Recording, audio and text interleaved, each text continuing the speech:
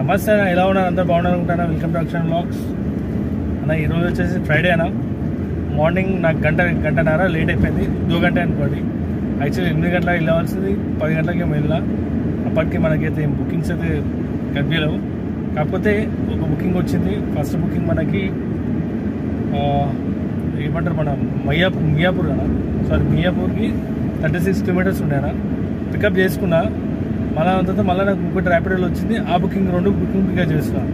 ఏమైందంటే నార్మల్గా మియాపూర్ అంటే ఇప్పుడు హైటెక్ సిటీ, కొండాపూర్ అటు సైడ్ వెళ్ళాలి కదా, ట్రాఫిక్ ఉంటుందని ఏం చేసినా ఇప్పుడు లోపల పోయేంత వరకు ఉంటాడో ఏమో అనుకున్నా. ఎందుకంటే ఇక్కడ నుంచి క్యాన్సిల్ అవుతుంది. నాకైతే పార్దీగుట్ట అని ఉందని అక్కడ కంపల్సరీ క్యాన్సిల్ అవుతుంది. పెద్దగుట్టనే పార్దీగుట్ట అనేది ఉంది.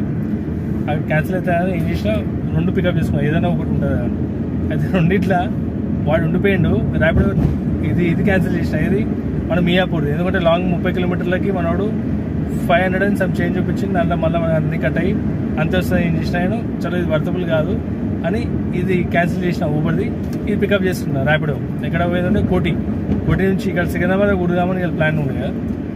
తీసుకున్న తర్వాత అది క్యాన్సిల్ చేసినా లేదో 1 నిమిషాలకి క్యాన్సిల్ చేసి పడేసి ఇద్దరుగంట అయిపోయినా ఖతం. ఇక దాని శ్రీరాముడు కావాలని వెయిట్ చేస్తే మళ్ళీ బుకింగ్ దొరికింది. ఇక్కడ సికింద్రాబాద్ సైడ్ బేగంపేట సోమాయి కూడా ఏమో దొరికిందన్నా, మీకు స్క్రీన్ షాట్ పెడతా. ఆ బుకింగ్ తీసుకున్నా. మళ్ళీ నుంచి 2-3 బుకింగ్లు కొట్టుకున్నా. దాని తర్వాత ర్యాపిడోలో 2 బుకింగ్లు కొట్టాం. టోటల్గా ఇలా తక్కువనే కొట్టినా. కాకపోతే ఒక చిన్న బుకింగ్ వచ్చింది. ఇది వచ్చిందన్నా, బంజారాస్ అనుకుంటా.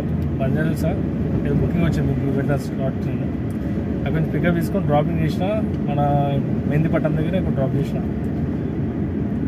డ్రాపింగ్ చేసిన తర్వాత మళ్ళీ మనకు వచ్చింది ఖైరతాబాద్ నుంచి మనకు వచ్చింది మన శూరంపల్లి. స్క్రీన్ షాట్ పెడతా. ఎందుకంటే మధ్యాహ్నం అవుతుంది, 2 గంటలకు అట్లా అవుతుంది. ఇక తినేసి వెళ్దాం అనుకున్నా, కానీ అప్పటికి కాలేదు ఆ పని. 233 రూపాయలు ఎంత వచ్చింది, ఆ స్క్రీన్ షాట్ పెడతా. అది తీసుకున్న తర్వాత డైరెక్ట్ ఇంటికాడకు వచ్చిన. అయితే మనకి సాయంత్రం ఇప్పుడు దగ్గర 11-10:30 అవుతుంది. మన ఇంటికాడ నుంచి ఒక ఎయిర్పోర్ట్ పికప్ ఉండే. మన ఎయిర్పోర్ట్ పికప్ చేస్తారు యాక్చువల్లీ, నాకు తెలిసినంత వరకు. కానీ ఎక్కడ పోయాలి, మన టికెట్ ఏమైనా పైసలు పడతాయో నాకు తెలియదు. కానీ రేట్ కూడా ఏం మాట్లాడలేదు. తెలిసిన వాళ్ళే అలా అన్నారు. ఏదైనా ఉంటే ఆన్లైన్లో చూసి ఇస్తామని చూద్దామని వెళ్తున్నా. పికప్కి అయితే వెళ్తున్నా. వాళ్ళు వచ్చిరంట. చూద్దాం ఎంత ఇస్తాడో ఏందనేది మీకు మాత్రం రేపు మార్నింగ్ అప్డేట్ చేస్తాను. ఎందుకంటే వాళ్ళకైతే ముంగట అప్డేట్ అయ్యా. చూద్దాం ఇవాళ ఈవినింగ్ రేపు మార్నింగ్ మీకు చెప్తా.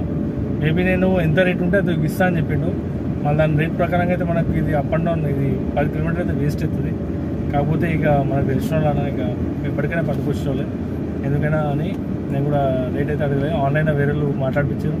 ఆన్లైన్లో ఎంత చూపిస్తే అంత ఇప్పించేస్తానా అని చెప్పిండు. ఆన్లైన్లో ఎంత చూపిస్తుంది, 700-800 ఎంతో చూపిస్తుంది సమ్ చేంజ్. నేను ఊబర్లో చూసినా, మళ్ళీ ర్యాపిడోలో ఇట్లా ఏం చూడలేదు.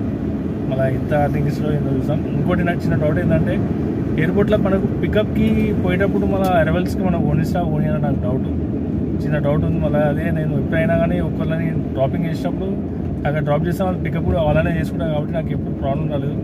కానీ చూద్దాం ఏమవుతుంది అనేది. ఇప్పుడైతే వెళ్తున్నా. ఆయన ఎక్కడ వస్తాడు, కిందికి అయితే రానాడు. ఎందుకంటే ఓల్డ్ ఏజ్ అలది రాడు, కిందికైతే పాసిబుల్ కాదు. ఏమో మళ్ళీ పార్కింగ్ పైసలు ఏమైనా కట్టాలని ఆలోచిస్తున్నాం. చూద్దాం ఏమవుతుంది అనేది. దాని తర్వాత సంగతి ఓకేనా. మీకు మాత్రం ఇలా అప్డేట్ చేస్తున్నా. ఊబర్లో 900 సమ్ చేంజ్ అన్న. ర్యాపిడో 1200 300 ఏమో ఉంది, 400 అనుకోండి. ఓకేనా. 1300 ఎంత వచ్చింది.